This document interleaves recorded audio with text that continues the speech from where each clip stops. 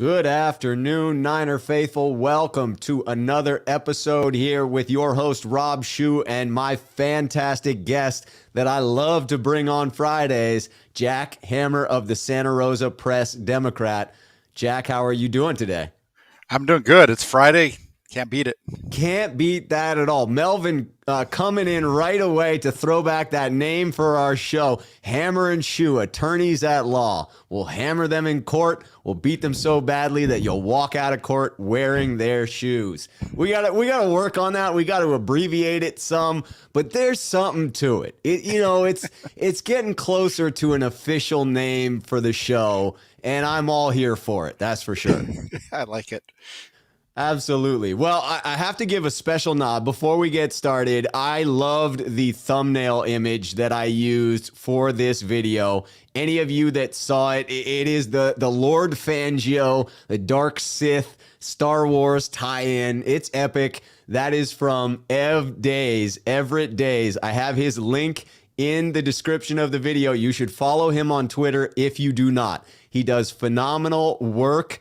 He is currently a self-appointed head of the graphic development for the San Francisco 49ers Quality Control Department. It's a very brief title that he holds there, but it's amazing. And you can also find in that description of the video the important information you need in order to follow my man, Jack, on Twitter, on YouTube for his own YouTube page, and the link that you need to be bookmarking on a daily basis, using that to get your Niner info for the Press Democrat, all located below. Jack, if I am correct, I think you had a show on your channel just earlier today.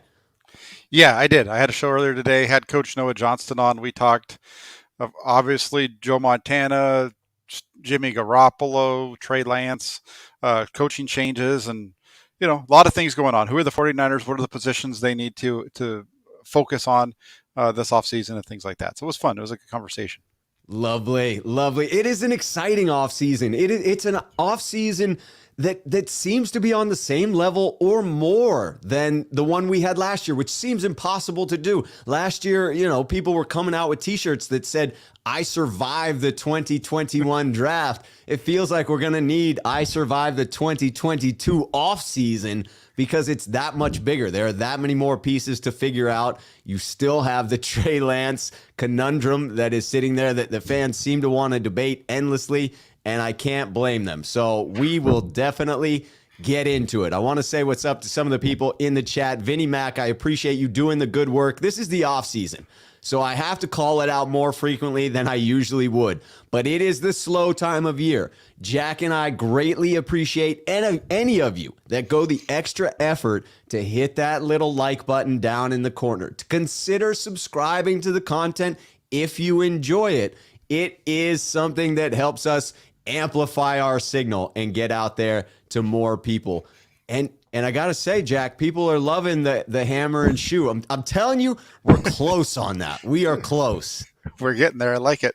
Yes. It's all right. fun. So, I wanted to start off with something that hasn't been, it's not breaking news. This is something that's been developing over the past week, but this is the first chance where I've had you on the channel here, Jack, and I'm going to be able to pick your brain about it and go through these topics. Some of them have certainly evolved over the week, but we want to talk about those names that have gone out the door, and in specific, the three biggest ones, in my opinion: Mike McDaniel, Wes Welker, and John Embry.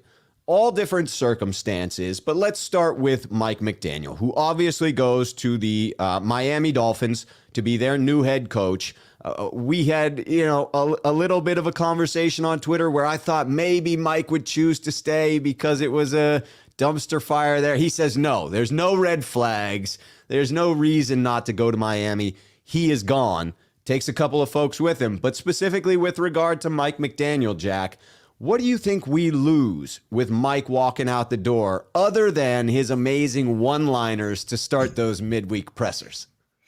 Just in listening to Mike McDaniel talk throughout this season, and then listening to him talk on Thursday during his introductory press conference in Miami, it's a guy that I could talk to all day long. He obviously is quite knowledgeable of the game. That's why he's a coach.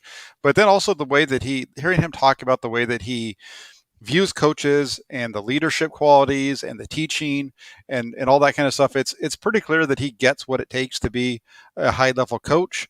It kind of speaks to the fact that he knows how to connect with his players, all key pieces. And so I think that's what they lose with Mike McDaniel going to Miami.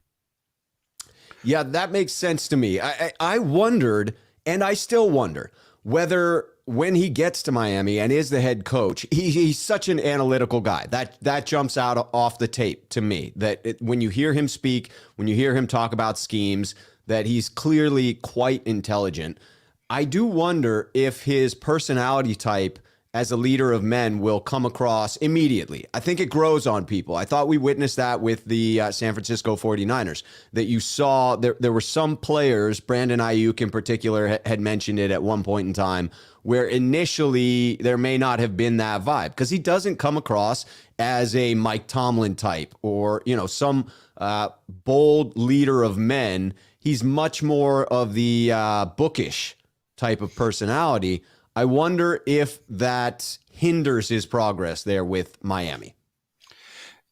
It might cause a little bit of some stumbles in the beginning, but I don't think overall it's going to hinder him. I think his overall knowledge of the game, the things that he can point to as far as, like he said, these guys are at the top of their profession, but they are still looking for people who can bring out the best in them to help them make the most money, to be successful, to put food on the table for their families. Obviously they make, plenty of money to do that, but that's what they're looking to do. And that's the job of the coach. And that's what he's there to do. And I think that's how he'll get across to him because he's shown that he can do that for his players.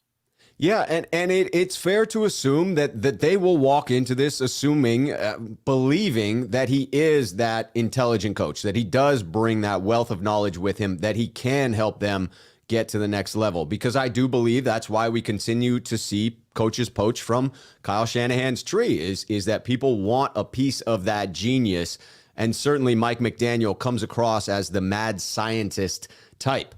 Well, he did bring some coaches with him from the San Francisco 49ers, one of those being Wes Welker. Now, just if you can clarify for me, I am unclear as to whether this was a circumstance where Mike McDaniel needed the wink, wink, nudge, nudge from Kyle Shanahan to bring over Wes Welker, or whether Wes Welker, much like John Embry, who we'll talk about next, if his contract with the 49ers had come to its expiration point and therefore it wasn't something that Kyle Shanahan had to approve in that move. Are you aware of which circumstance that is for Wes Welker, Jack? No, unfortunately, I'm not. But it makes sense to let him go regardless, even if he was still under contract. From what I understand, his family and everything hasn't even been with him during this time in San Francisco. So during the season, he's out here by himself, away from his family. So he's able to get back home, get around them. That's good for him. It's good for his family, obviously. And plus, the 49ers receivers have had a tendency to drop the ball over the last couple of years. So maybe some changes will help out both sides.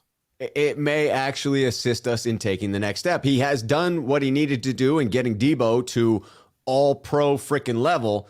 Yeah, we could now get someone in with a different skill set. I wish that they made assistant coaches contracts available so that we could clarify whether it was an initial 3-year term and he was just allowed to walk without needing that approval, or whether it was initially a 2-year contract and he was in the middle of it, in which case, because it's a lateral move, Kyle Shanahan could have blocked it. In either case, I agree with you in that I don't think Kyle Shanahan would have blocked it even if he had the right to do so. That my understanding with these situations is you sit down with Mike McDaniel and you sort of hash out those coaches that you're willing to give up in an effort to be supportive of Mike McDaniel in this new venture. And so I'm guessing that Wes Welker and John Embry were two people he had his eye on early, and he decided to pull them along with him, and Kyle Shanahan would probably have been okay with that. So let's talk and I think that the two obviously. Oh, Go ahead, go Jack. ahead. I was just going to say the two that went along with them. It makes sense. They were Embry. We already knew he was gone, and then the Welker deal. It's funny that one happened. I just was talking to my brother a couple days ago about it, and he was asking me who was going to be going with him, and I said if there's anybody on the 49ers offensive staff, it's most likely going to be Welker. It's not going to be an offensive line coach because of the issues he had the last time he was in Miami. He's not going to be leaving to go back there. It's not going to be Bobby Turner. He's connected with Shanahan. So the only one that was remaining was Welker. So it makes sense that Welker would end up with him in Miami. Yeah, and you already mentioned other reasons that it makes a ton of sense. His family never left the area, never came out to the Bay, and he has that history with the organization as well. Not to mention, no state income tax is probably a nice thing to shift from California over to Florida. Luke Luna with a good description here at Rob Schuh. No doubt Mike McDaniel comes off like a coffee shop hipster, but that dude is smart. Yes, I think as long as the new team he arrives with realizes the level of intelligence he possesses, he will have no problems with Miami. I actually expect him to have some success there. One of the other names that went with him, although the Niners let him go in unceremonious fashion, was John Embry. And I just wanted to pick your brain about that, Jack. Did you feel that to be a public relations misstep by the San Francisco 49ers, or just the cost of doing business? I think it's just the cost of doing business. You only have so much money, and the 49ers, from all the sounds of it, they're going to be doing some restructuring of their coaching staff to be anyway, because of the losses. They've lost six of them, and they've only hired one. And so, they want to push that money over to Anthony Lynn, and then Vic Fangio. There was some word of him being in the Bay Area, so maybe giving him some big money. So there's a budget to all this stuff that has to play out, and the everything I think is just a little bit of an unfortunate use of what was going on with the Brian Flores thing and everything else to make it a story that maybe it wasn't supposed to be. Yeah, it grew to be larger than it probably would have if it weren't for the timing with the NFL lawsuit between Brian Flores. I think you're absolutely right about that. Swansong brings in a great question that I have as well. Hopefully will be answered sooner rather than later. But what about the rumors of potentially the offensive coordinator for Miami being Rich Scangarello? From the very beginning, I have heard Rich Scangarello's name thrown around as potentially joining McDaniel. Do you have any guess, or if you had to wager, you think Rich Scangarello ends up going with Mike McDaniel? I know that's one of the names that's been thrown out there. There's others as well, though, that are floating around. So I don't think it's a slam dunk that it's going to be Scangarello. We'll see how that plays out, but there's some other names as well. Would you anticipate, in speaking of Rich Scangarello, whether he's taken to Miami or not, with the transition to a mobile quarterback and Trey Lance, would you anticipate a change at the quarterback coach position, even if he doesn't get the offensive coordinator position with Miami? I don't think so. I don't know what the reasoning behind that would be, because at the end of the day, whether you're a mobile quarterback or a guy like Tom Brady, the things that it takes to be successful as a quarterback are the same. Right. It's all about getting your foot in the ground, being able to have your throwing motion be repeatable, your arm being in the similar spot all the time so that you know where the ball's going to end up. Think of like a golfer, the swings. Obviously, they all have little nuances to different things every once in a while, but for the most part, their swing path is the same, shot after shot after shot, and it's the same thing with quarterback. So I wouldn't think that there would be a need to change out of Scangarello. I think he's a guy who, quite frankly, has been getting hammered more than he really needs to be. It is strange that he is by far not a very popular individual when it comes to at least spaces like 49ers Twitter and those more vocal areas. I think it's just because he's not a big household name and therefore doesn't excite fans quite as much. But there is something to be said for continuity and having the same person in the building, the same coaches interacting with Lance and increasing his comfort level, increasing the same principles that they've been working with him on now for a continuous year, progressing into that second year. You would think having the offensive coordinator step away, even though you have the head coach who really is the offensive coordinator, any continuity that you can put there for the rookie going into his second year would seem to be a positive to me. You think so, and Skingarello, from what I've seen, has done a fine job. Coaches are only as good as their players. Obviously, you try to make them better, and your job is to make them better. But there's only so much that comes into that, and sometimes it's what's the term? You can't make chicken salad out of chicken something else. I have chicken salad out of yes. Yeah. You can Google that one if you'd like to finish that sentence. Yeah. So, in speaking of people that are going to come in and help out the young gentleman, Mr. Lance, let's talk about the coaching addition singular, but then we're teasing the additions. By the way, I got a compliment of someone coming in later about the thumbnail. I want to throw it out there again. Everett Days, EV Days on Twitter, put that work together, and I gave him credit in the description of the video, but wanted to make sure I did it multiple times out loud. So let's talk a little bit about the incoming coach. First, Anthony Lynn. I know that you and I spoke about this on your program, on your channel, but just in general, are you excited about this move with Anthony Lynn coming in?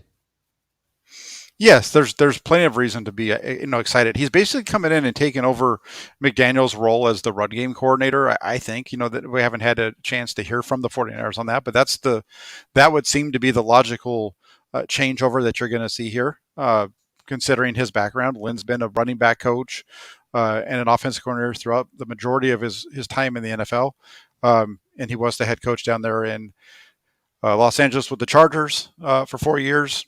I think it was 4 years. He had a pretty good run there from 17 to 20. And even with that, he showed that he can help develop a young quarterback. He took Justin Herbert and made him a offensive, rookie of the year in 2020. So there's a lot of things to look at with Anthony Lynn to be excited about. The one thing I would say is that he's a Shanahan guy. So I think we won't see a whole lot of change over in what they do. It won't be a completely new scheme. Fans shouldn't be looking for schematic changes to be drastic. Is that what you're saying there? Yeah, because if you look at, you look back, Anthony Lynn, he played 3 years under Mike Shanahan. Mike Shanahan's the one that gave him his starting coaching. He spent 3 years there on the staff with the Broncos, and Kyle Shanahan knows him from there. And it really seems like, for the most part, Kyle Shanahan likes to hire guys that he knows and he has history with, and he does have history here. There are immediate wins for me in this one. You mentioned it, the ties to the Shanahan family, the working with Justin Herbert and producing a phenomenal rookie season for him. And then in his time with Buffalo specifically and the Chargers as well, that you're talking about some elite rushing attacks with a myriad of backs in there, some a little bit past their prime, some a little less well known. Austin Eckler, Melvin Gordon in LA for the Chargers. But you're looking at very productive seasons by multiple backs behind offensive lines that were, according to advanced metrics, very middle of the road in run blocking grades for those teams. I found that to be very fascinating. Given the San Francisco 49ers dominance at run blocking this past season, acknowledging that they have a lot of work to do in order to reassemble that offensive line if they want it to be continuous, or rebuild it if they need to shift any of the pieces with how things play out in free agency. Do you have high expectations for the 49ers rushing attack these next couple of years with Anthony Lynn's influence on the offense? Yeah, I think that's one of the biggest reasons he's brought in, right? Just what you said, it's to influence that and get that run game going. Trey Lance is going to enhance that, not necessarily because of his running ability himself, but he's going to take some eyes maybe away from the ball, which will help other guys run the ball better. So I would expect to see the running game take some steps forward. I mean, 49ers have always been a pretty good running team under Kyle Shanahan, but they can definitely like to see their averages jump up if they can. Yes, I thought one of the ways in which that happens is if they can get some of those big explosive plays back in. The 49ers missed out, I felt, on a couple of those where Elijah Mitchell had the potential to break something, but as he was in the second level, just cut inside instead of outside or outside instead of inside and wasn't able to extend those plays. But you would think with a mobile quarterback, you'll have some instances of long gashing runs where the entire defense happens to turn their back on the quarterback, and there's just that incredible daylight that you can see other mobile quarterbacks taking advantage of in the league. In transitioning to the other potential bringing in of a coach, one that hasn't happened yet but is rumored, I'm bringing in Vinnie Mac's comment here. At Rob, was really hoping we'd bring Vic Fangio back as defensive coordinator if we lost DeMeco Ryans to Minnesota. Maybe we'll get the best of both worlds if Vic comes on a consultant for the 49ers, but Vic likes the 3-4, not the 4-3. So that's the topic that we were headed into anyway, and one of the conversations I wanted to ask you about in the actual defense itself. But what are your feelings on the Vic Fangio rumor? First and foremost, what type of credence are you giving it at this point? Is it something we should be hoping for, expecting, or preparing ourselves that it's not going to be a reality? I think it's fine to hope for it. It's something that I can say that you would expect, but the source that mentioned that he was out here talking to John Lynch is somebody that's from Denver. It's the same source that broke the news that Emmanuel Sanders was coming to the 49ers on a trade. So he knows what he's talking about when he gets around, when he's talking about the things going around with the Broncos. So I think it's safe to say that he's on a positive track here with Vic Fangio. And I think that if the 49ers could get Vic Fangio, that would be a huge boost for I don't know about a huge, but it'd be a big signing for them for their defense. Do you think that there are bridges that need to be mended between Vic Fangio and the York family? Is there tension there from his exit after the Harbaugh era? There, I wasn't in the building or around the building at that point, but I would say there probably was a little bit. I know that Shanahan tried to bring in Fangio as his defensive coordinator. He was one of the people that he talked to when he first joined the 49ers in 2017 and didn't work out. He ended up going to Chicago for whatever his reasons were at that point. So it'll be interesting to see if they can mend those fences and get him in the building. I think that would be a big step for the 49ers, and I think it would be a help for DeMeco Ryans.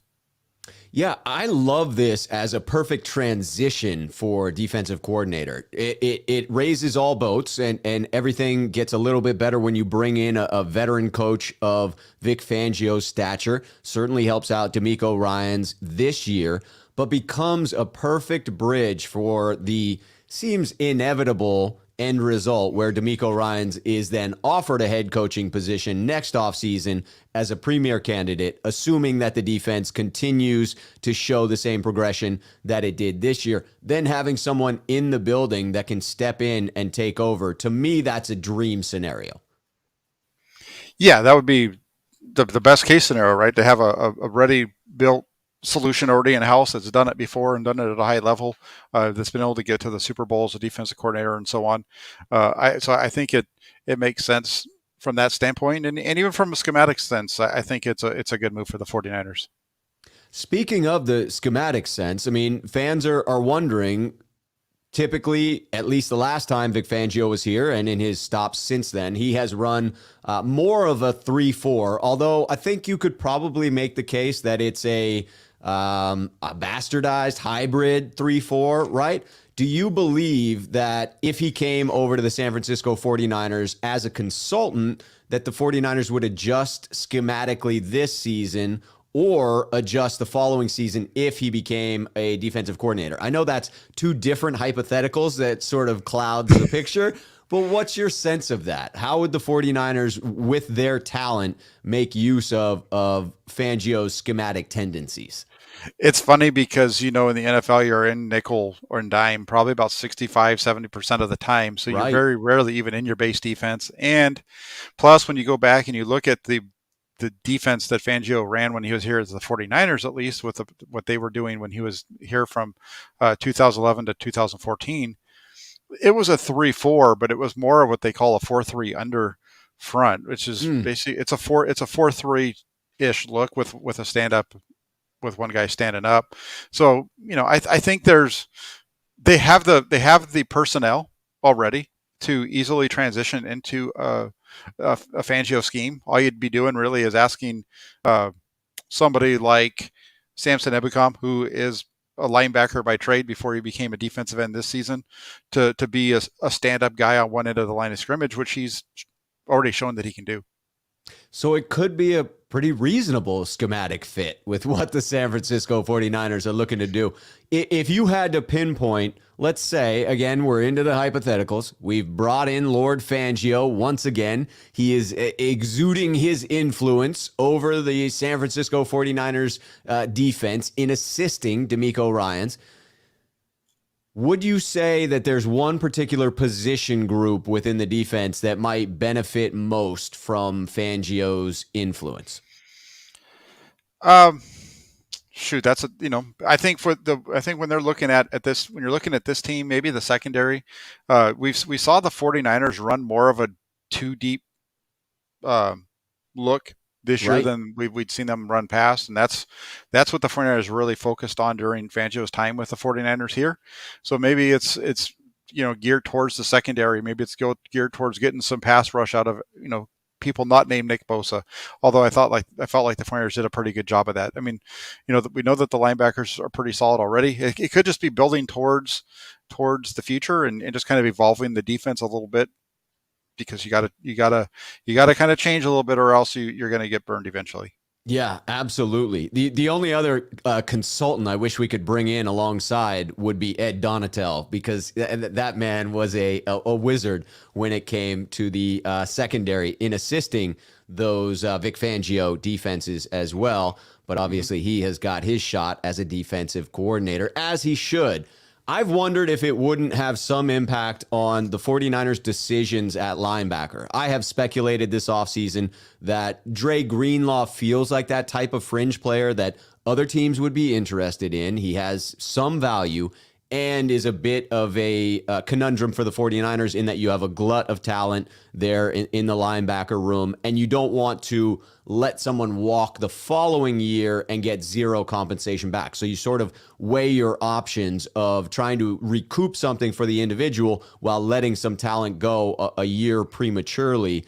Would you see the 49ers being any more likely to keep around their linebackers this season in thinking they'll transition to the Vic Fangio scheme next year? I don't know if that plays into it so much. It could. The Dre Greenlaw is an interesting one. Do you want to, because when you're looking at their linebacker group, outside of, obviously they've got Fred Warner. He's here. He's locked up long term. Locked down. He's the whole centerpiece there. The other two are both free agents. So are you going to be able to bring back both Flanagan Fowles and Azeez Al-Shaair? Azeez Al-Shaair. Yeah. Well, you also have Marcel Harris as well. I think Azeez Al-Shaair is a restricted free agent. Yep.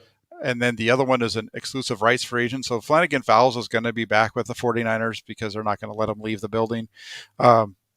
It'll be interesting to see how things progress with Azeez Al-Shaair, because when you look at the money associated with all of the tenders, that's a pretty big bump for him. It is. Do they want to go to $3 or $5 million for a linebacker to play alongside, or do you say I'm going to go with Greenlaw and stick with him because Greenlaw is still cheaper? So it'll be interesting to see how they play that out. I've been thinking about that as well. I looked up the average salary for a linebacker in the NFL right now stands at about $1.8 million. The second round tender, which to me, if you're going to place a round tender on it, you have options. Just to explain to the listeners, you have the original round tender, but that doesn't really apply here because he was an undrafted free agent when he came out of college. But you can place one of two options that makes sense to me. One is you have the right to match offers, to where you're not placing any draft pick compensation on the player. But if another organization offers Aziz a contract, the Niners would have the right to match that offer, or they can do the second round tender, which means if a team comes in to place an offer on Aziz and he goes to that team must send the 49ers a second round draft pick. But that bumps up his 1 year salary to right about that $3 million range. Jack, do you think that given the 49ers cap constraints, is that second round tender really an option for them? And is Aziz worth that level? I don't think they're going to want to go that high. When you look back at this team and what they did last year, and they were in a similar situation, they were able to bring those restricted free agents back. I know the name you mentioned. I'm blanking on his name right now. Marcel Harris. Was a guy who was a restricted free agent last year that they were able to sign to a deal without tendering. They did the same thing with Ross Dwelly. So I don't think they really even want to get into that tendering, because I think I just feel like those guys are I don't see him being worth $3.5-4 million when you have Dre Greenlaw and Demetrius Flannigan-Fowles that can fill in. I tend to agree with that, especially given, again, the 49ers cash-strained cap situation. I would agree that $3+ million for a single year, it doesn't seem to make a heck of a lot of sense. All right, let's transition on to a quick topic here, but I'm interested to get your take on it. I don't think I'm putting any words into your mouth, Jack, to say you, like you may be able to see behind me there, have a high opinion of Joe Montana, and he was a childhood hero for me. He was the greatest of all time, in my humble opinion. I still fall into that class of people that believes it's sort of unfair to compare Tom Brady in this generation to Joe Montana in a previous generation to Johnny Unitas in a generation before him. It doesn't reflect the way in which the game has evolved when you just directly compare them. All that to say, I'm a huge Joe Montana fan. I think you're a huge Joe Montana fan. Is that a fair statement, Jack? Oh, absolutely. I'm right there with you. Joe Montana was the man. Yes. Okay. So we've established that we're both big time Joe stans, if that's how we want to put it there. What do you make of these current comments that he made? For those that are unaware, that haven't seen them plastered all over anywhere you can read them, Joe Montana was going through press box row or whatever the heck it's called at the Super Bowl, where you have all of the members of the press. He was going through that row and answering questions, and he was asked specifically about Trey Lance, and he indicated his belief was that the 49ers should hold on to Jimmy Garoppolo or another quarterback because he had spoken to some San Francisco 49ers players, and the indication he got was that Trey Lance wasn't ready to step in and start. What was your opinion of the comments in general, Jack? Who's he talking to would be the question, right? Is he talking to guys that are currently on the 49ers and they're saying that? I mean, it's funny because what he said isn't all that different than what Deebo Samuel said in his first interview yesterday. In Deebo Samuel's first interview, day before yesterday, he said that it's going to take some time with Trey and to get going. And then as the day wore on and he got into more of his interviews, it changed as he went through and probably started to kind of get responses back as to what he was saying. And I think that there's something to the fact that he's going to need some time. I think that Joe Montana hasn't been a big Trey Lance guy. He felt like they should have gone with Mac Jones. He was very vocal about that. Yeah, he was vocal when asked about it. I think, who knows why? I mean, it's really easy to say that you should have gone with Mac Jones once you watched him start playing games and you saw him playing well. Joe wasn't saying go Mac Jones before the draft. He just said draft somebody. How much does he really follow the game? I mean, that's the other question too. Is he really paying close attention to it to where is he paying close attention to it like, say, Steve Young? We know that right. Steve Young watches all the games because he's working for ESPN. Joe Montana isn't working for a network. He doesn't have to pay attention to what's going on. I would put Joe Montana's opinion on this at probably about slightly over the guy who's on the couch watching the game and comes on and yells at us on Twitter. I love that. I do think I value Joe's opinion, and I feel like he didn't choose his words very carefully in this statement. And so I do think that it's fair to point out that he's probably not much closer to the situation than, as you point out, people who follow along from home, because he's not really connected to the organization on that level. He's not connected to a network that's asking him to stay fresh on game film. And so you would think that he's living the good life. He's Joe frickin' Montana. He's enjoying his wife and his kids, and he's out doing things in Napa, right? I mean, He's got chasing down guys, chasing down guys that try to break into his house and stuff like that. I don't know if you remember that story from a couple of years ago. Right. No, he's got things going on in his life that are outside of football. So I agree with some of the sentiment in the comments, that we have both sides of it. So I want to bring in the first side, which is the one that must be said. Harold correctly stating Joe Montana is the GOAT. So that just has to be said. But Portola, Joe Montana is now that uncle who talks crazy at family holidays. Ronnie Niner asking that we now ask Joe to pee in a cup so that we can test him for any substances that he might be on. No, I mean, it is another one. Here we go. Schnozzle, Shabizzle. Joe's taken quite a few hits in his life. Chalk it up to that. I think what you said is very succinct, that he doesn't have any additional information, and therefore it's not as if we take this as a highly informed opinion based off of empirical data or significant personal observation, right? This isn't a coach coming out for the San Francisco 49ers and saying the same thing. If you had a departing coach take these shots, it would be significantly different. The one thing I had trouble with that I just thought was unfair of Joe was to reference having spoken to 49ers players and to leave it somewhat ambiguous like that, because it creates sort of this, oh, there are people talking behind my back type of scenario for Trey Lance. And that just feels like an unfortunate choice of words by Joe. Yeah, here's what I would say, because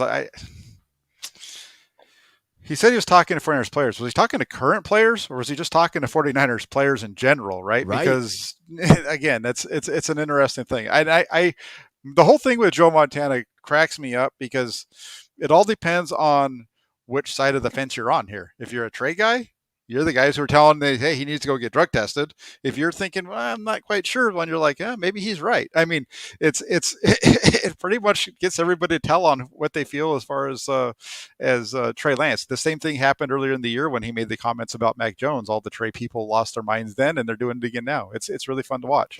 It is, especially for someone who likes to sort of ride in the middle there, like myself, and I think like you, to where I'm very excited to see what Trey Lance can do. I am a bit of an unknown there, and so it's like, okay, let's find out. I'm ready to find out, but I'm not making huge, bold predictions about it because I just haven't seen enough. And I was very comfortable with the decision by Coach Shanahan throughout the year to continue to ride with Jimmy Garoppolo. That made sense to me, and it seemed to be a consistent message from them. So it is interesting to be more in the center there and watch the outside, more opinionated folks jump in and get very, very exuberant about these topics.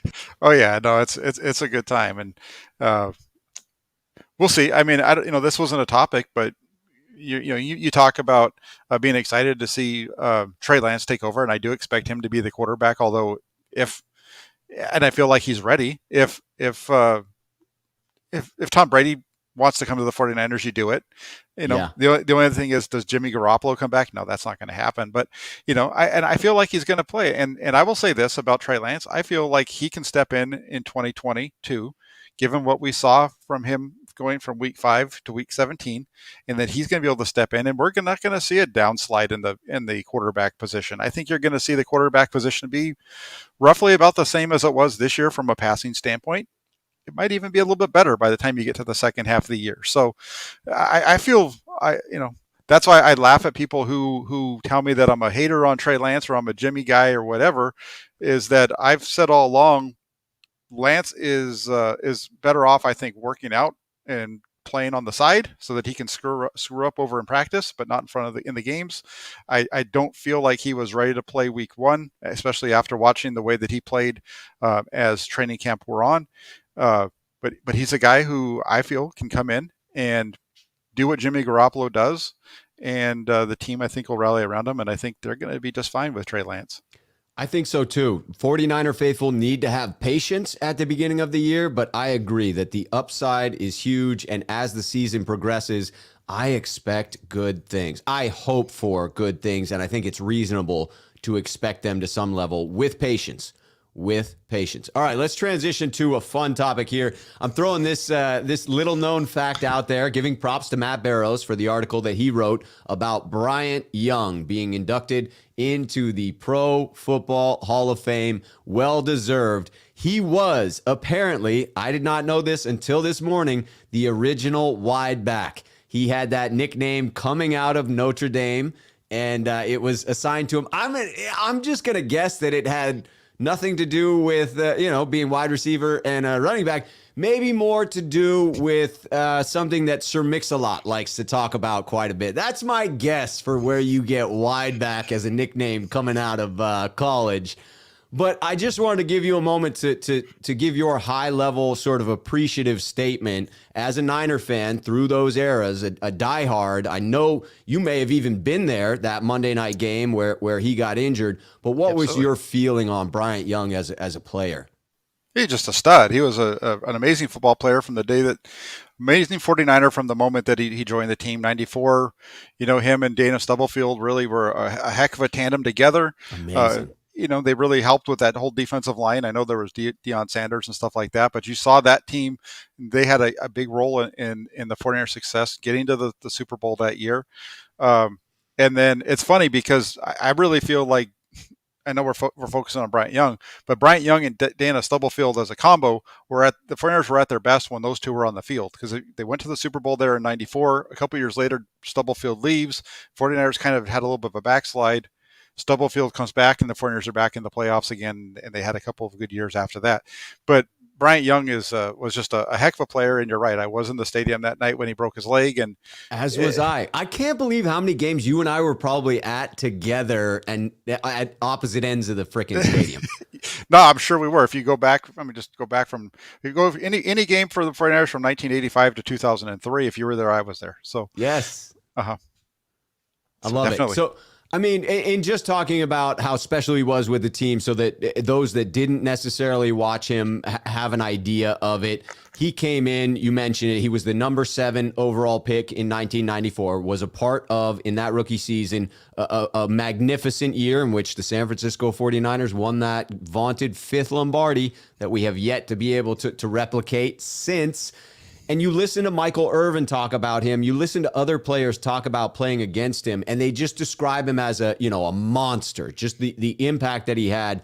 It's very respectful the way in which people talk about him. A couple of quotes that I thought were fantastic that came out of that Matt Barrows article. He's the kind of guy who will run you over on one play and help you up off the ground on the next. Coming from longtime Seahawks guard Steve Hutchinson, telling the Sacramento Bee back in 2007. He's a guy a younger player can learn something from about what it means to be in this business. He's a prime example of the good things in our business that don't always get the attention they deserve. In reference to that, the 49ers have an award that they give out on an annual basis, the Len Eschmont Award. It's the most prestigious honor that the team awards. And beyond Bryant Young, who has the record for the most times winning it, the most times anyone else has won the award, 2.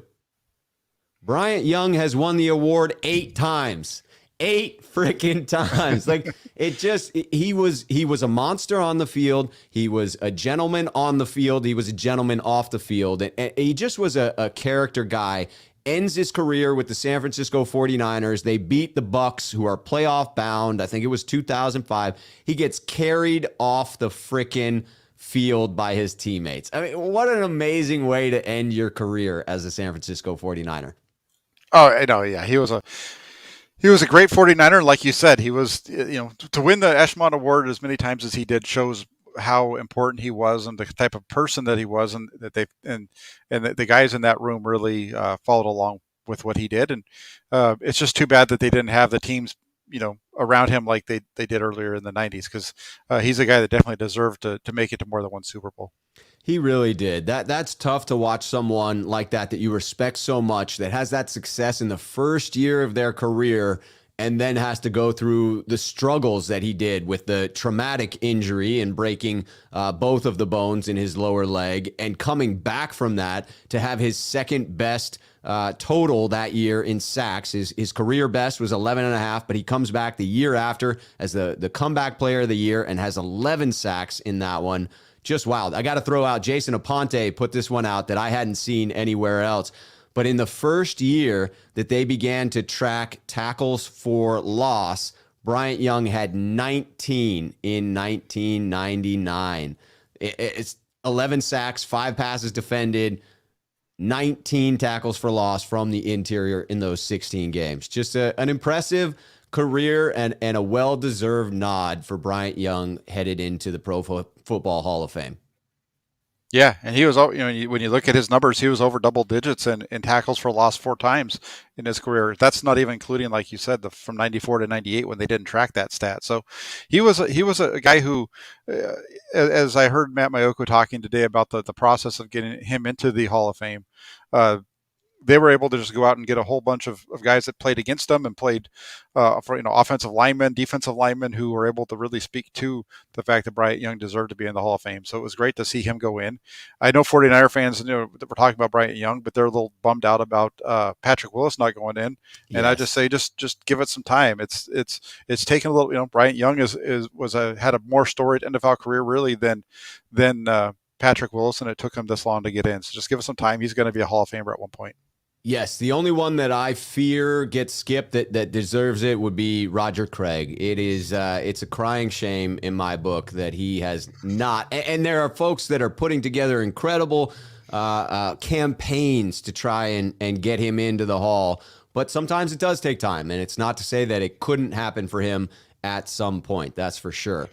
All right, let's transition a little bit to players that are still with the team and talk a little bit about free agency. And in this key list, I pulled this list from a question that Eric Branch threw out on Twitter around who would stay within this group. And I found it to be a fascinating list, given, again, the San Francisco 49ers being up against the cap. It's so tight. Right now, they have 44 players under contract, but that's in building out the 90-man roster. In reality, they got 30-some players, somewhere around 32, that are actual players who might make the 53-man roster, given some of these future contract guys stepping it up wildly in the preseason.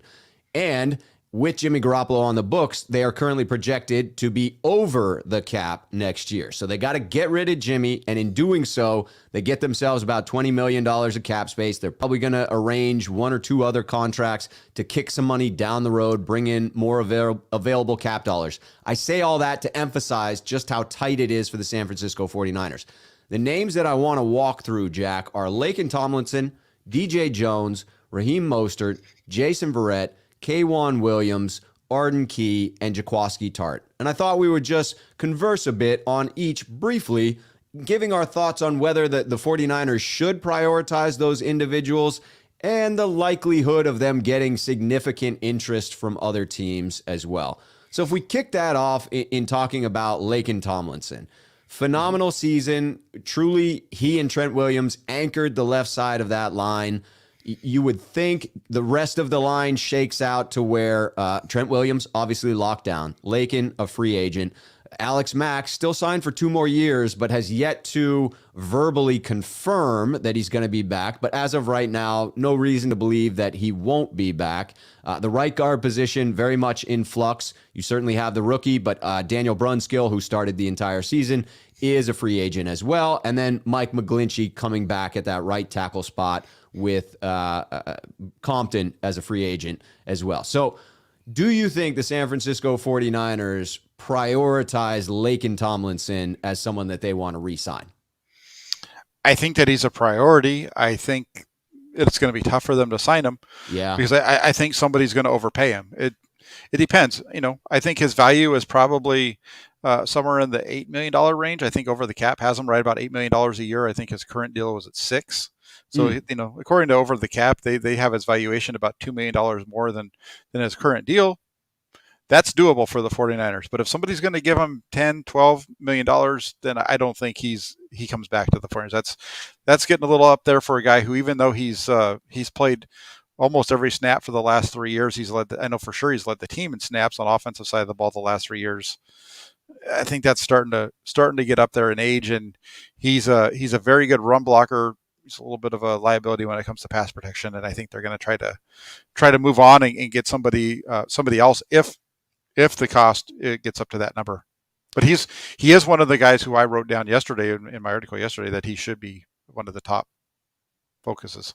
I agree pretty much lockstep on that he will be a top priority for the San Francisco 49ers, and that they will have a maximum dollar figure they believe they can allocate to that left guard spot, given all of the other holes that they have to fill as well.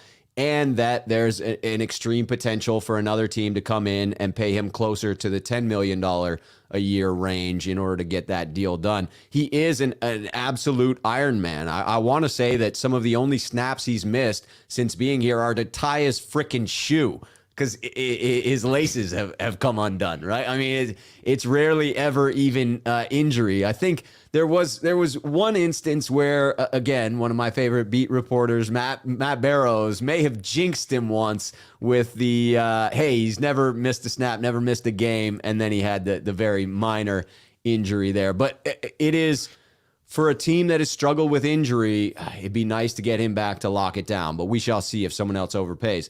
Another member of the front, the defensive front in this one, and my man with the barbecue sauce, DJ Jones.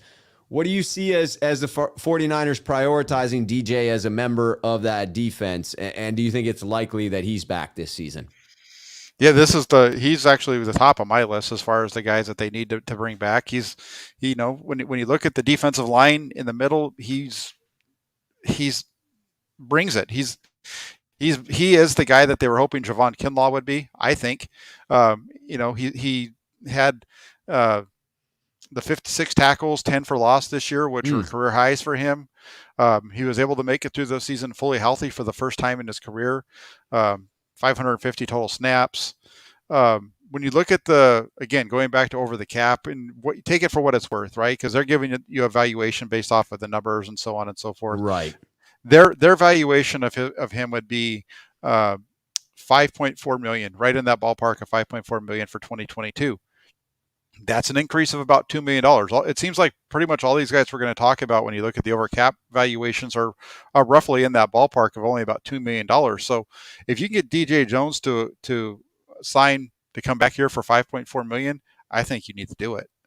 I tend to agree. That seems like a sweet spot for DJ Jones and a critical component to that defense. I just can't emphasize enough the impact that he seems to have there, and the idea that when he was healthy all year and competing into December and January, that seemed to be a huge difference for the San Francisco 49ers. I'm lumping the next two together because they're so similar in fans' minds as to what the issue is, and I'm guessing they'll be similar in the ability to re-sign them, and that is the two individuals who didn't make it past week one, unfortunately, Raheem Mostert and Jason Verrett. Would you, if you were in charge of bringing back player personnel, would you target either one of these individuals, or do you believe it's important for the 49ers to further distance themselves from this injury bug that didn't bite them again this year, but certainly stayed with them for many years before that?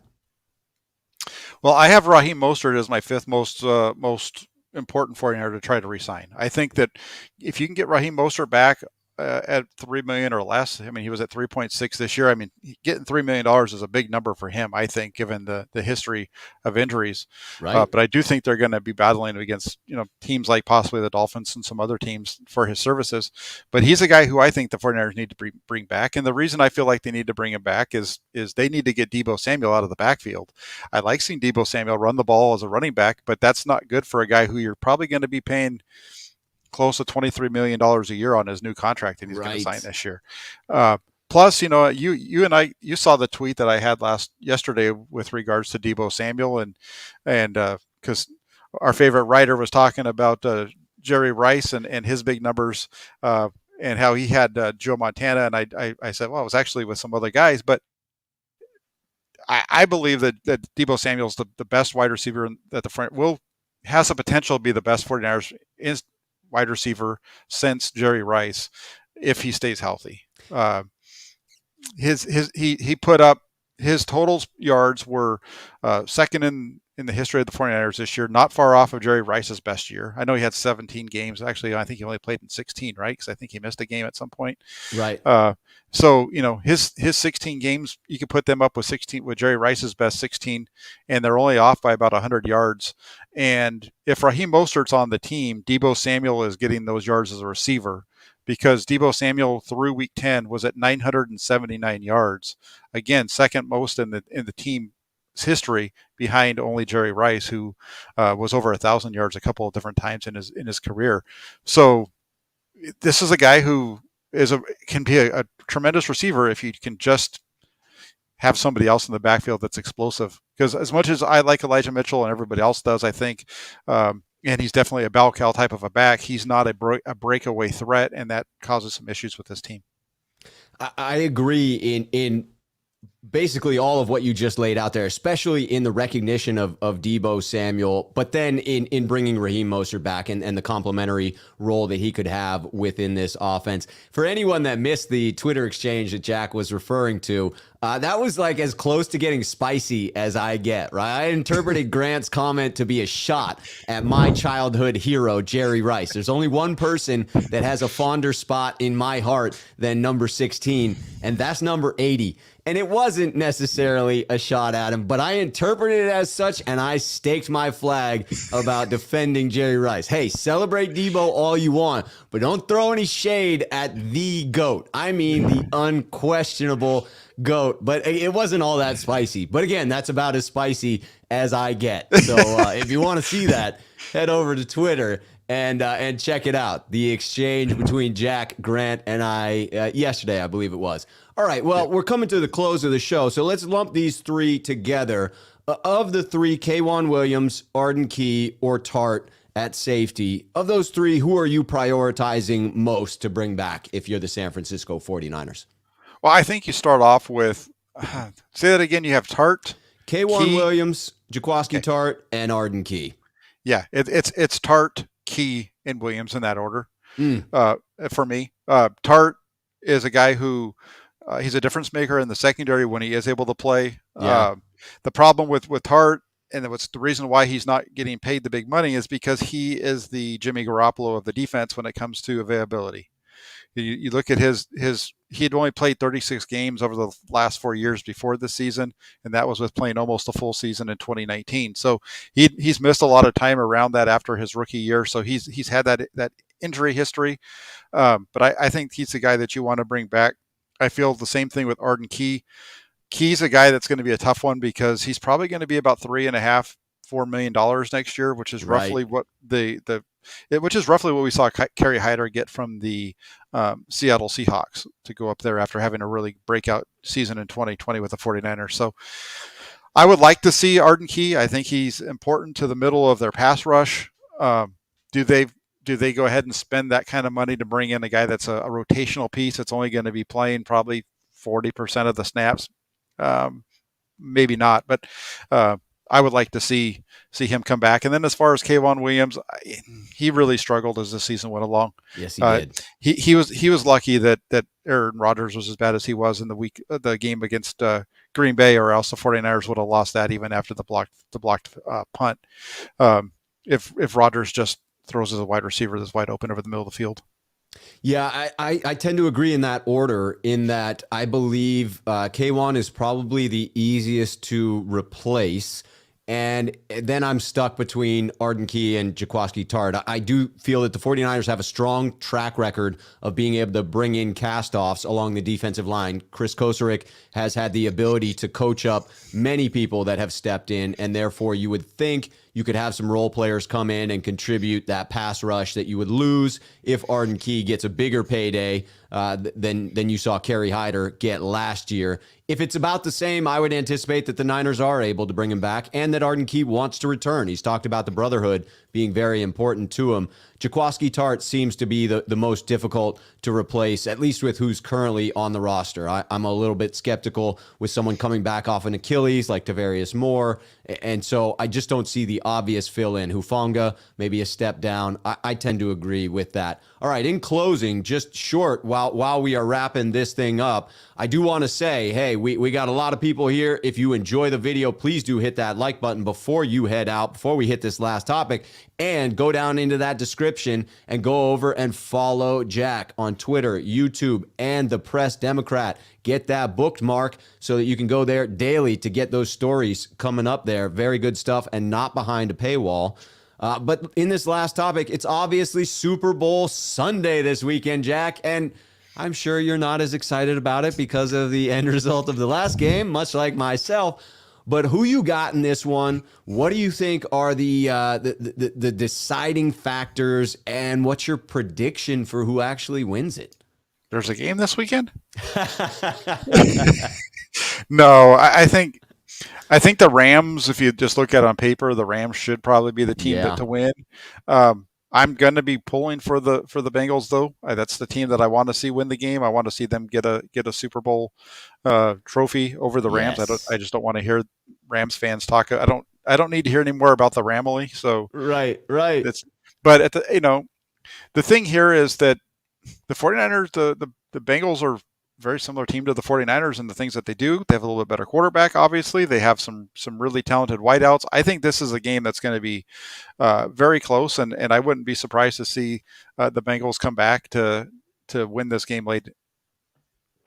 I would love that outcome. I'm rooting for the Bengals as well. My hope is that Trey Hendrickson wrecks Matthew Stafford in this one, although, which is weird for me to say, because if the Rams win, that'll be the one piece of solace I take away from it, is finally the Detroit kid gets a chance at getting a Super Bowl ring.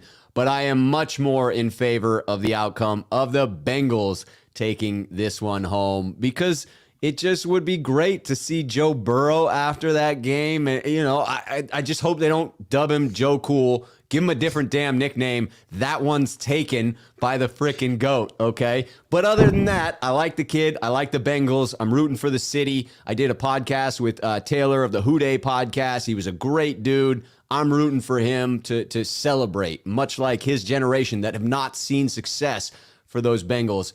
It's going to be a fun game to watch, man. I'll eat a lot of dips and stuff myself full of ridiculous food that's terrible for you. I've already invested, $100 and something in some Super Bowl squares. Gotta love that pastime of basically putting your name in a hat to draw it out and see if you won some money.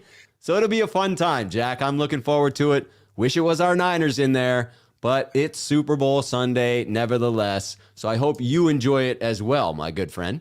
I'm looking forward to it. I think I might be looking forward to halftime more than I am the game. I'm telling you, that's going to be an epic show. On the way back from the Rams game, my buddy and I were just going hard on Snoop Dogg at the time. Just gin and juice had me going. I can't tell you how many hours I spent listening to that as a teenager. It was unhealthy then. I'm sure it's a lot of my life devoted to that song. But I know all the words, the lyrics, so that's what's important, Jack. That's there you go. My girlfriend is about the same age as you, and she had a blast on last night in the kitchen while we were getting ready to have some dinner. She was, I'm telling you, blasting for me, dancing around. It was fun. If you are a new generation and you are unfamiliar, which is crazy, nobody's unfamiliar with gin and juice, go give it a listen on this Friday afternoon. Jack, Absolutely. It's always a freaking pleasure to have you on here. We will be back again next week on your channel on Monday, back here on Friday, and that is a weekly thing going forward, barring any scheduling changes. You can follow me on Twitter to find out those scheduling changes. Go follow Jack on Twitter as well to find out scheduling changes on his channel. But Jack, thank you so much for joining me today. Thank you. All right, until next time, look for a call-in show that may be happening this weekend. Follow me on Twitter to find out. But until next time, cheers, Niner faithful.